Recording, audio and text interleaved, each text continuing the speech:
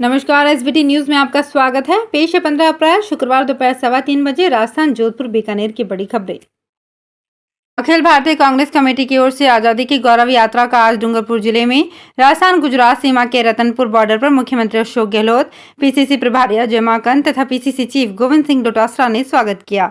यात्रा का नेतृत्व पार्टी नेता मुकुल वासनिक तथा गुजरात प्रभारी डॉक्टर रघु शर्मा कर रहे हैं। सेवा दल कार्यकर्ताओं की अगुवाई में देश में सामाजिक सद्भाव और भाईचारे का संदेश देने के लिए ये गौरव यात्रा 6 अप्रैल को गुजरात के साबरमती आश्रम से शुरू हुई, जो गुजरात और राजस्थान के विभिन्न जिलों से होते हुए दिल्ली के राजघाट पर जाकर संपन्न होगी। कुल 1171 किलोमीटर की यात्रा में से 707 किलोमीटर का सफर अकेले राजस्थान का रहने वाला है।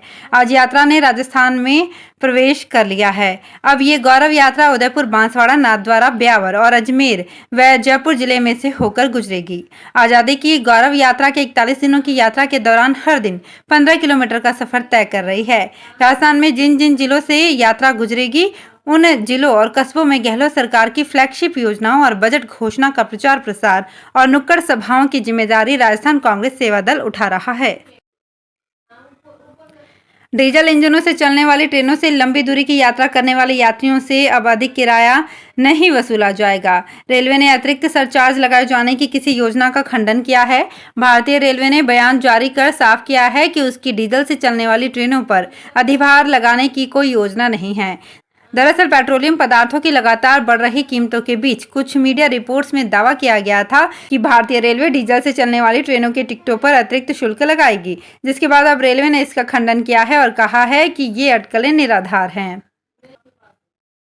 जिले के करीब 70,000 उपभोक्ताओं को बिजली मुफ्त मिलेगी। 50 यूनिट से कम बिजली की खपत करने वाले उपभोक्ताओं को बिजली के बिल के नाम पर 1 रुपया भी नहीं भरना पड़ेगा। इससे सर्वाधिक फायदा ग्रामीण क्षेत्र के उपभोक्ताओं को मिलेगा। मई माह के बिलों में ये देखने को मिलेगा। मुख्यमंत्री अशोक गहलोत ने बजट में 50 यूनिट तक बिजली फ्री देने की घोषणा की थी।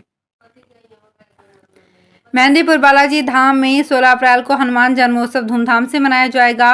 घाटा मेहंदीपुर बालाजी मंदिर ट्रस्ट के M.K. माथुर ने बताया कि हनुमान जन्मोत्सव की तैयारियों को लेकर बालाजी मंदिर ट्रस्ट अध्यक्ष महंत नरेश पुरी महाराज के निर्देशन में जन्मोत्सव की तैयारियां पूरी कर ली गई है। वहीं पुलिस प्रशासन भी मुस्तैद हो गया है। गौरतलब है कि देश के अनेक प्रांतों से हजारों भक्त यहां हनुमान जयंती मनाने के लिए पहुंचते हैं। कोरोना संक्रमण के चलते ये आयोजन 3 वर्ष बाद हो रहा है। लॉकडाउन में नौकरी बचाने के लिए परिचित महिला की मदद करना एक वकील को महंगा पड़ गया।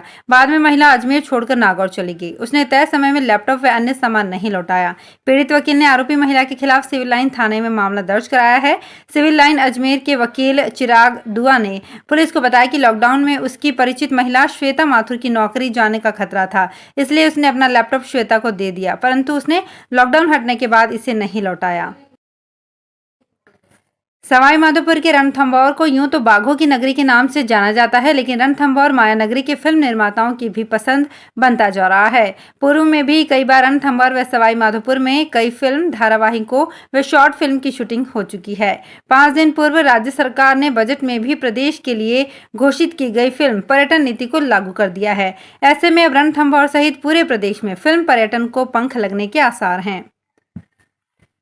जोधपुर में हादसे की जानकारी मिलने पर जिला कलेक्टर हिमांशु गुप्ता, ग्रामीण पुलिस अधीक्षक अनिल कयाल व अन्य अधिकारी मथुरा दास माथुर अस्पताल पहुंचे और घायलों की कुशलक्षेम जानी। वे चिकित्सकों के समुचित उपचार के आवश्यक निर्देश दिए। पुलिस का कहना है कि हादसा ओवरटेक के प्रयास के दौरान हुआ होगा।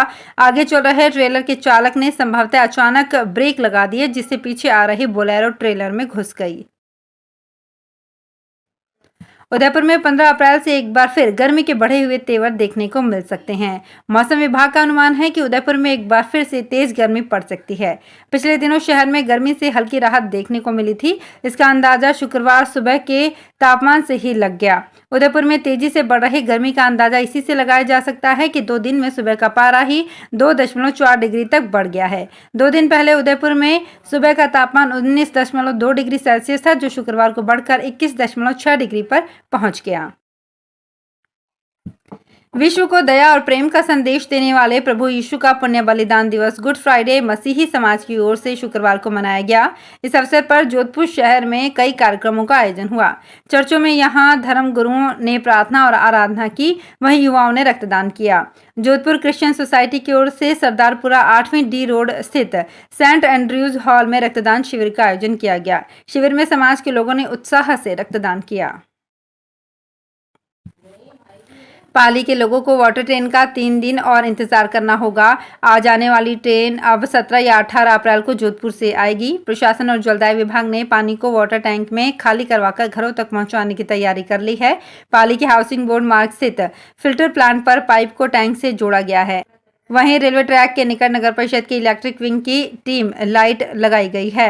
वाटर ट्रेन से पानी हौद में खाली करने के लिए करीब 10 मजदूरों की टीम रेलवे ट्रैक के निकट डेरा डाले हुए है।